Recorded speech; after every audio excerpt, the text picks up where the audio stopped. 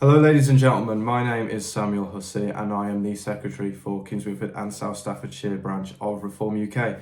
With me today is a very special guest, Andrew Southall, the candidate for the upcoming County Council elections in Kimver. Andrew, Sam, thank you for coming and making time for me today. great stuff. Nice to see you again. Lovely to see you. So I think we'll crack on with some of the things that we've just spoken about. So as we've spoken briefly in the past, and I think a lot of people who are watching this wouldn't have seen your stuff on whether it be Facebook or Instagram. Yep. So would you mind telling people how you first got into politics? Yeah, so like most people, I'm not from a political background. Like many of you perhaps watching, that a bit sick and tired of just shouting at the TV at the state of play of things. And for me, it was the blue touch paper was the lockdowns and the government overreach at the time in 2020 onwards. And I thought, well, Reform speaking for my views on the situation, and I decided to get involved at that point. But I've always been politically minded, ardent Brexiteer, small c Conservative. I like the state to be as small as possible, efficient as possible. I want the borders secured. I want common sense politics. And I got to a point where, you know what, instead of just ranting on at the TV, I'd like to get involved and do something. Good, very good.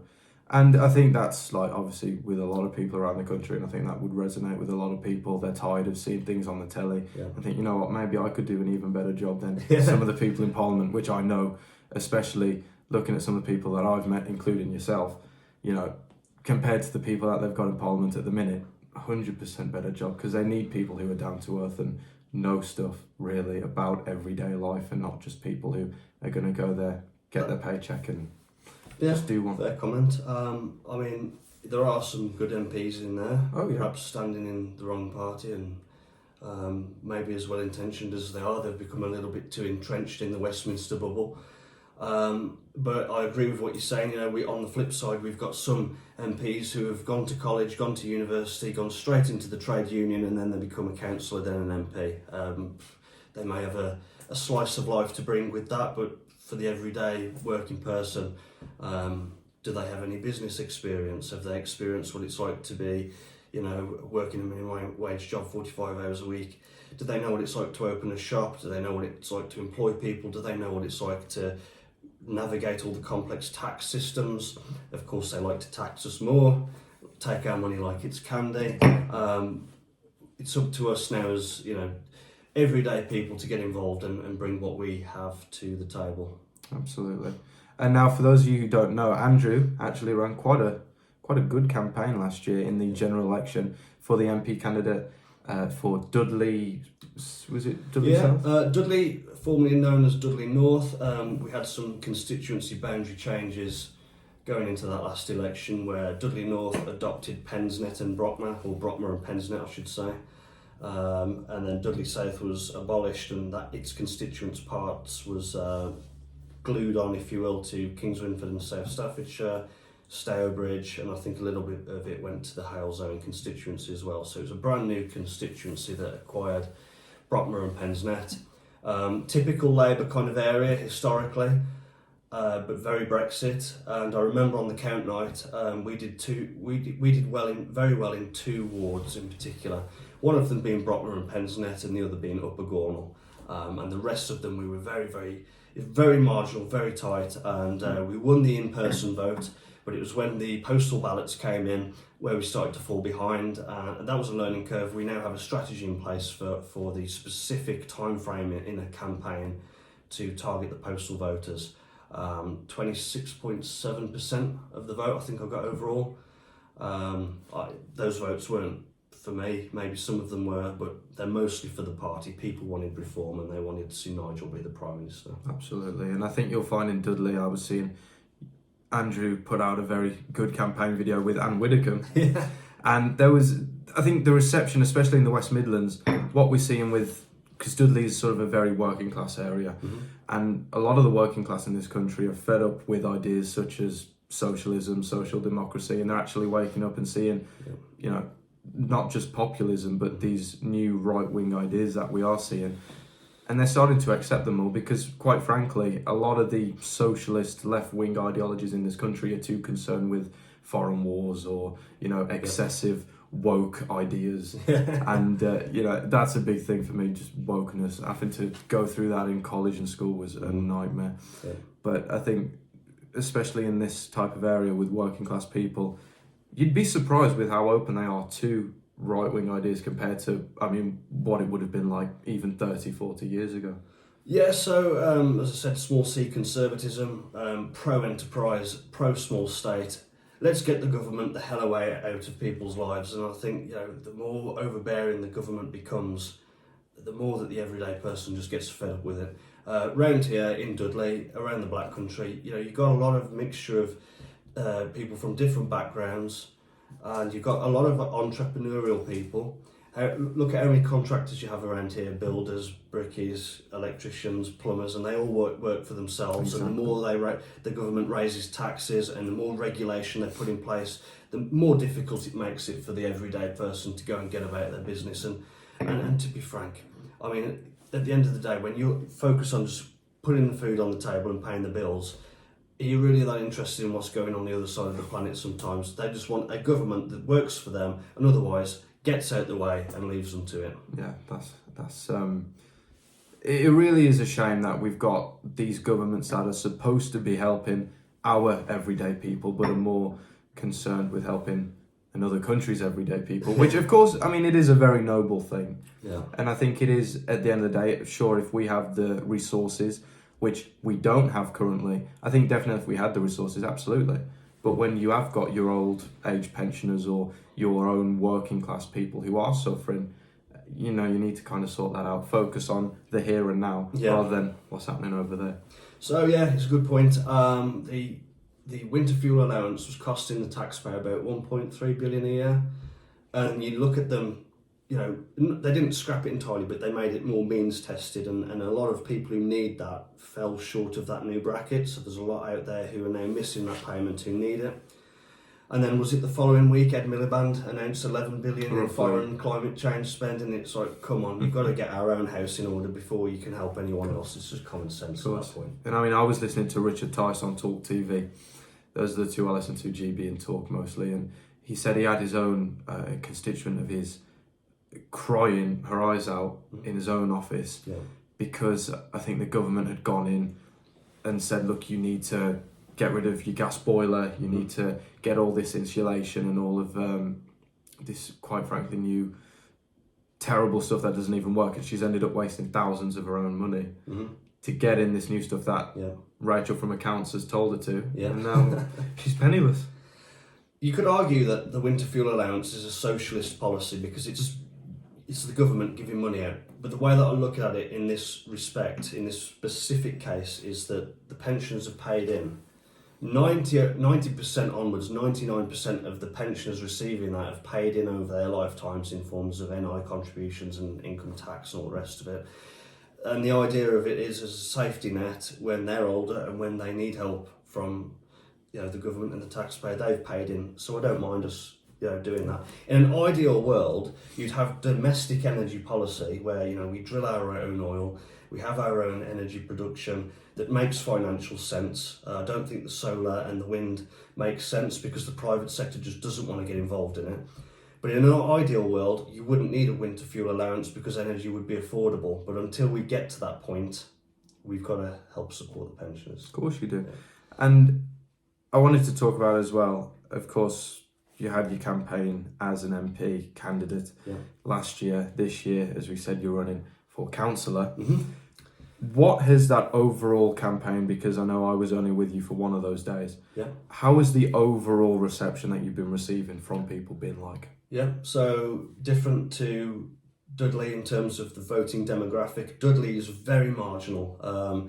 It's very, I was going to say UKIP. It was very vote Leave. I think 72% of the vote in Dudley was Leave, but they will still go and vote Labour or Conservative. And there was popular UKIP support. That's why UKIP popped in my head there. Back in the day, that I think Dudley Council returned, 7 UKIP councillors 10 years ago, roughly 10 years ago. So it can go anyway. That's why it's such a tight three-way marginal.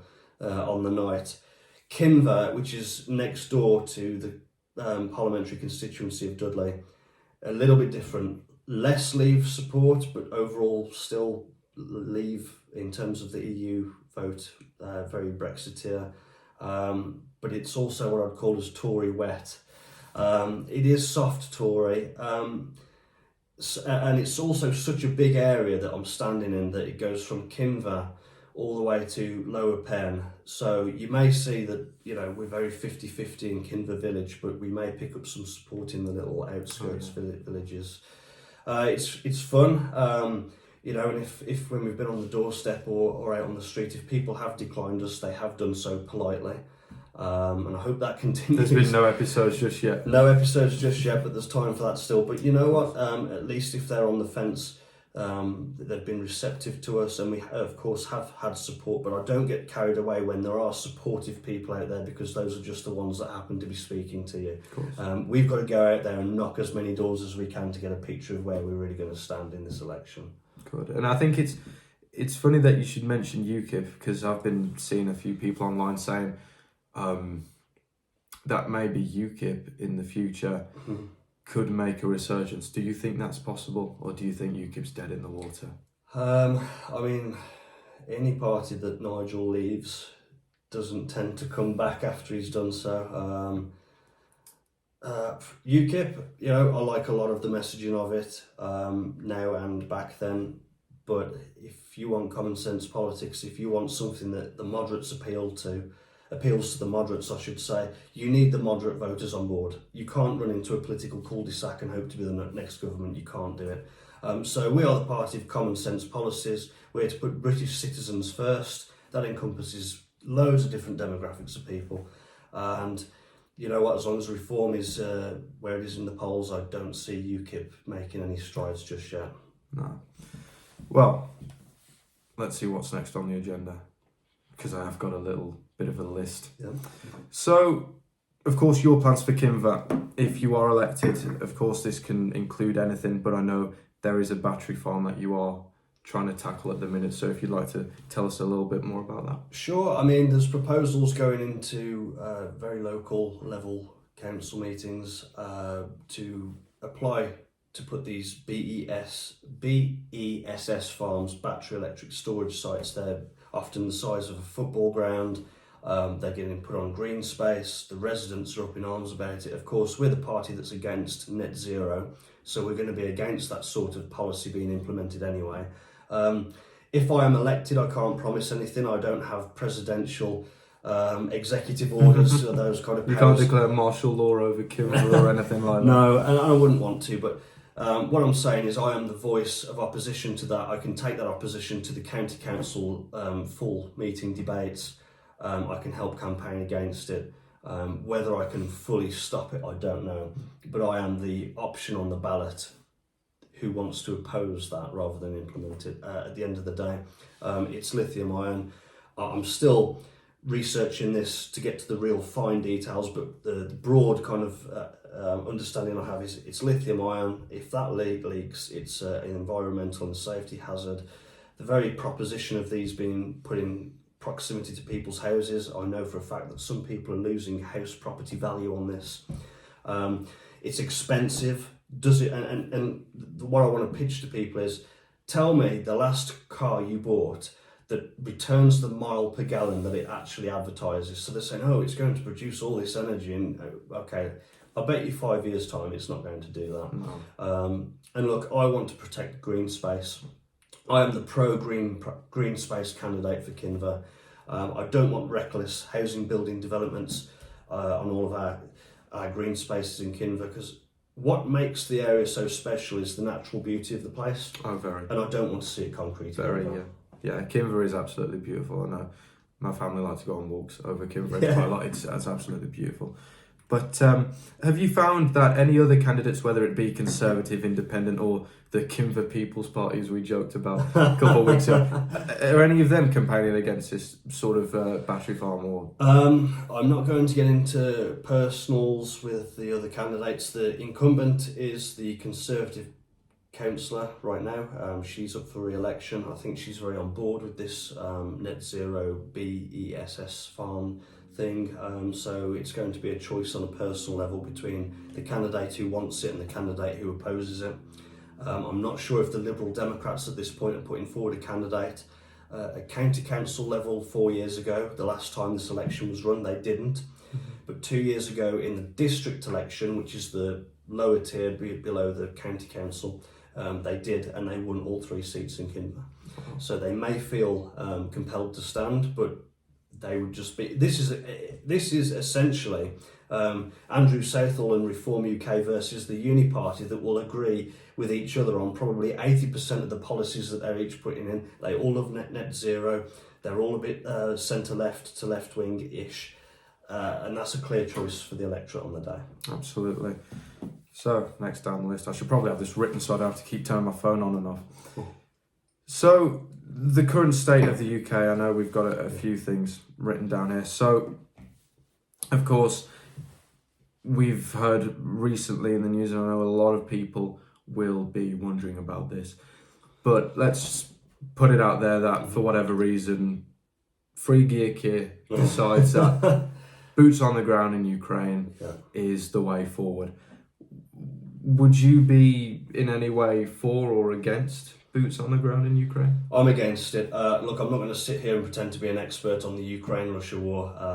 That's for the big boys to sort out. But my view is we've got to get people around the table to sort this out in a diplomatic manner. There has to be safety and security guarantees as part of that negotiation. And the boots on the ground thing has got to be an absolute last resort that we don't even want to be thinking about. Because quite frankly, if we do that, we could be looking World War III in the face. Absolutely. And I mean, if a third world war did start, I myself would be completely against sending another generation of young men and women, particularly Europeans, to be slaughtered. Yeah. Essentially, we saw it in the First World War, we saw it in the Second World War, and all it resulted in was an offspring of smaller conflicts, which saw even more deaths. Yeah. So entirely, I mean, I agree completely. It shouldn't be an option at all unless it was a last resort, unless there were Russian paratroopers threatening to come down in the sky above our heads or whatever. But I think at any sort of given situation, it should be a last resort. It shouldn't be this sort of let's go send our boys over to Ukraine like we did in, I don't know, Korea. I know we didn't do it in Vietnam, but like the Americans did in Vietnam, so many young men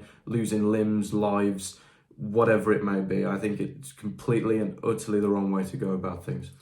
Yep, so the number one role of government is to defend the realm. So we have to make sure our military is prepared and capable for any conflict, but we shouldn't be going and looking for conflict. No. I don't know what Donald Trump is saying to Zelensky and Putin behind closed doors, but what I want is the best situation for Ukraine, for the war to stop, for people to stop dying. I hope there's security guarantees in there to protect Ukraine long term, and it lets Putin know that if you breach these contract arrangements, there will be repercussions, and that's all I want the outcome to be. Absolutely, absolutely. And I think another thing we need to sort of recognise about this whole situation in Ukraine is it has been brewing for quite a long time. This isn't something that happened overnight. No. We saw it even, I would argue, before 2014, when Putin sent troops into Crimea and the sort of semi-formation of Luhansk and Donetsk People's Republics.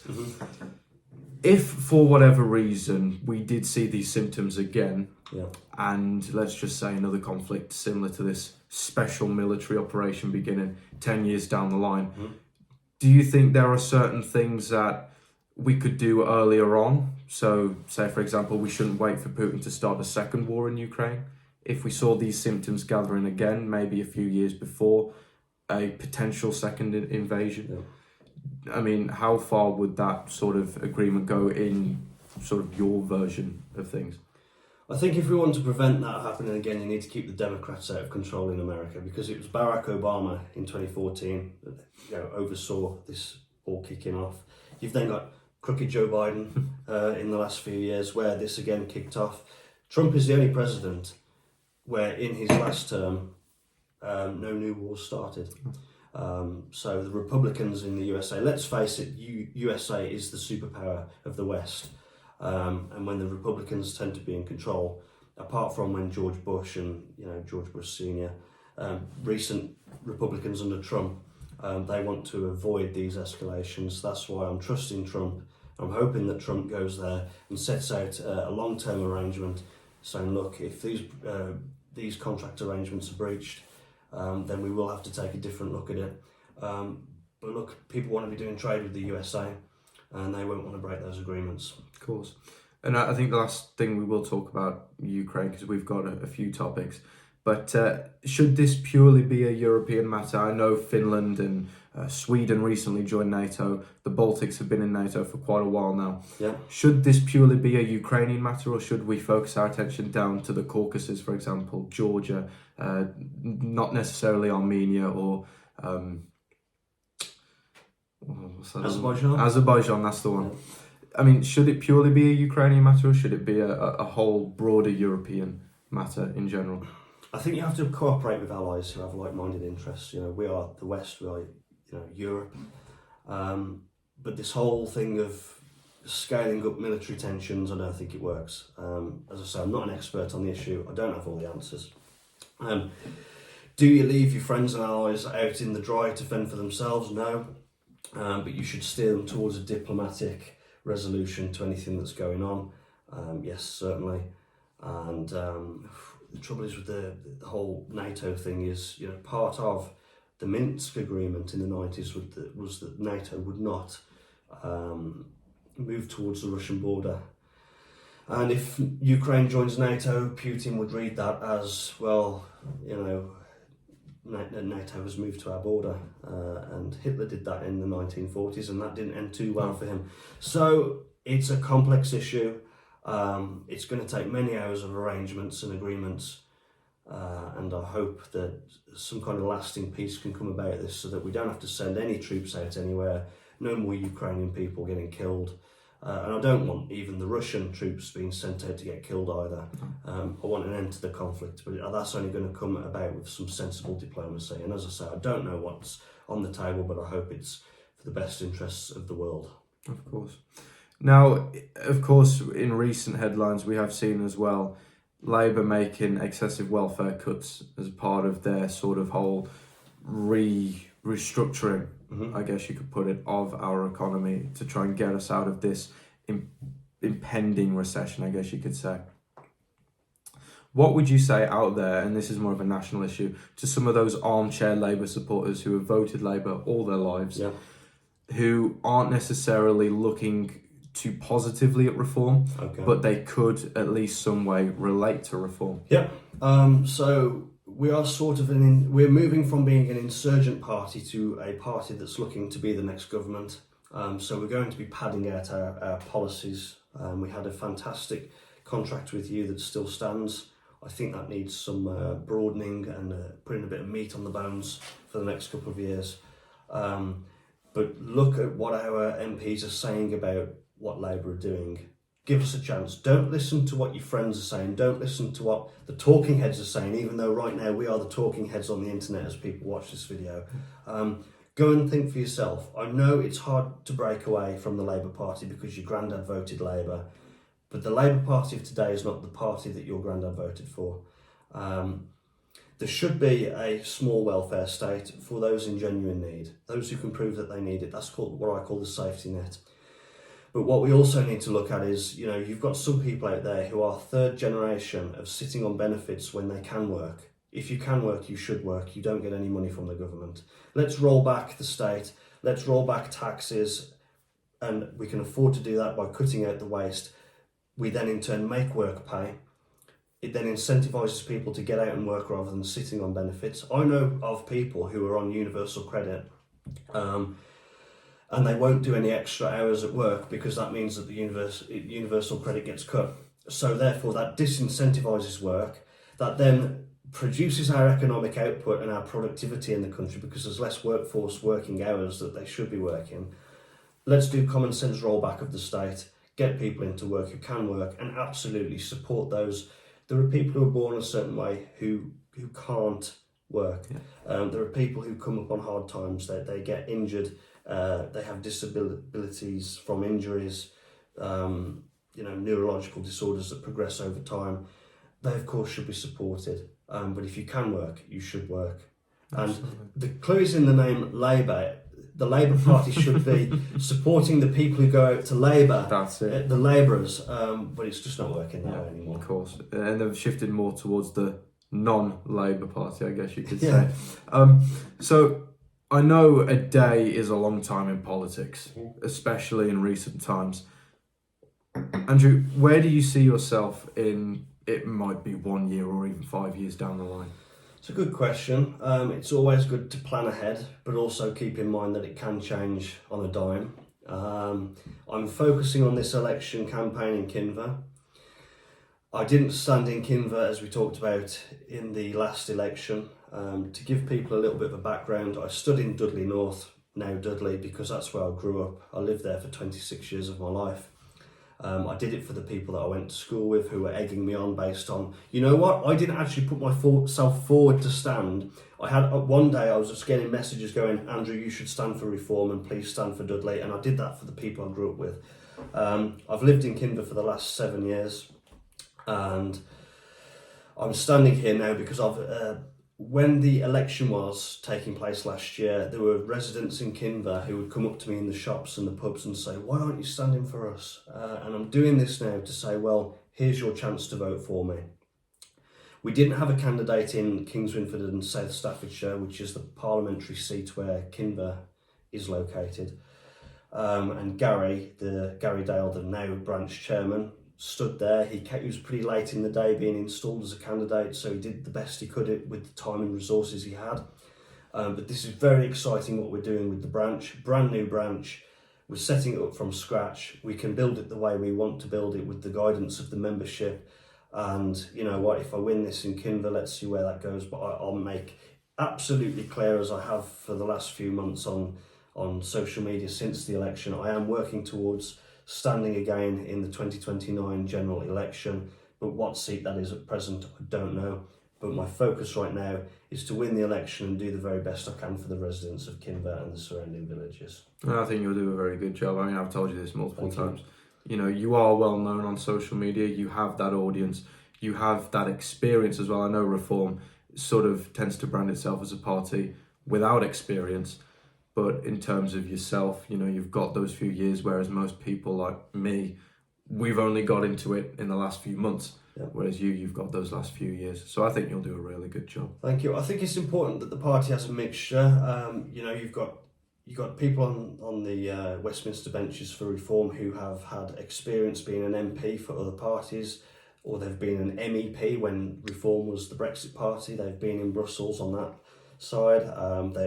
And then you've got people on the grassroots level who have experience being prior local councillors for another party or independents. And experience in politics, actually, I think is very important, bringing life experience to politics. Those who have worked and run their own businesses they know what it's like to work for the NHS. With our 4 candidates that we've got from the branch, we've got a broad spectrum of experience there.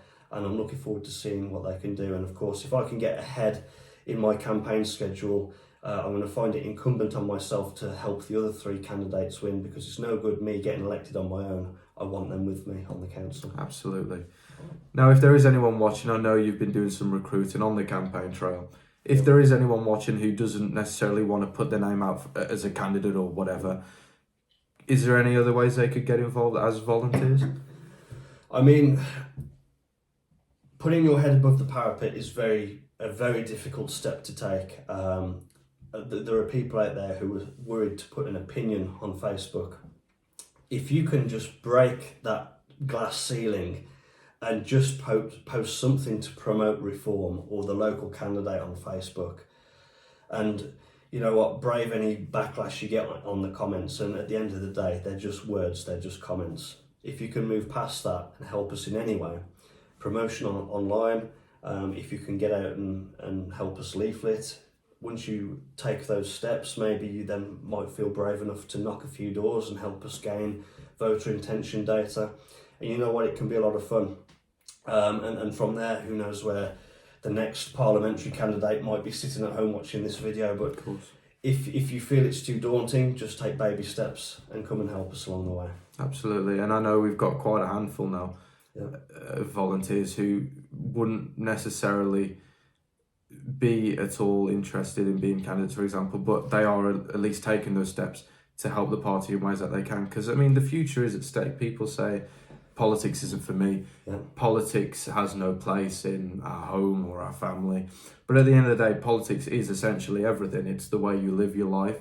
It's the way your country works around you. Yeah. And I think in the current state of things, something does need to be done by these common people who, as you've said, have got life experience, have got experience in some of these lesser known jobs like, the NHS, even part-time jobs. Because at the end of the day, it's all experience that will help you, not only later on in life, but in, positions such as an MP, for example, or as a councillor, or if you just wanted to stand as a branch chair or branch deputy chair, secretary, treasurer, whatever it might be. And you'd be surprised. There's someone here at the door. Okay. We'll be back. Yeah. So as you were saying, people with different life experiences, just like that delivery driver at the door. Exactly. And who knows, maybe that delivery driver could be our MP candidate in 2029. Yep. If I'm going to feel sorry for one person in Reform UK, I think it's going to be the chief whip next time round, because there's going to be loads of different people from different backgrounds and they're all going to have their own ideas, and it's going to be like herding cats a little bit, I think. But yeah, it's going to be a good thing. Yeah, definitely. Well, if there is anything else you would like to add and say to the people who are watching this video, which I think there may be many, is there anything you'd like to add? Yeah, I'll address the camera now just to finish this off. Do attend your local branch meetings. If you sign up as a supporter or a member on the website, you'll be contacted by your local branch chairman with details of those meetings. Do follow and subscribe Sam if you don't, and if you like to see what I post on the internet, you can search me up, Andrew Southall, Reform UK. Thank you for having me on the show. Lovely stuff, Andrew. Thank you very much. Cheers.